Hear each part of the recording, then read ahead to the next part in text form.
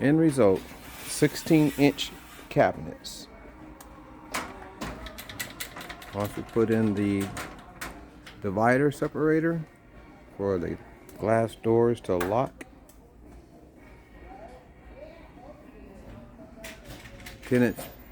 10 millimeter nut, self-tapping screws, 2 bookshelf slider dividers on the end, and then a divider in the middle with a sliding rail system, which got to be attention to detail on the door rails could bend, and the bottom shelf use gravity to bring those down.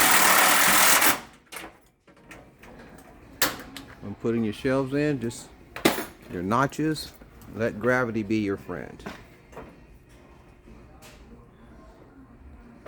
Self-tapping screws.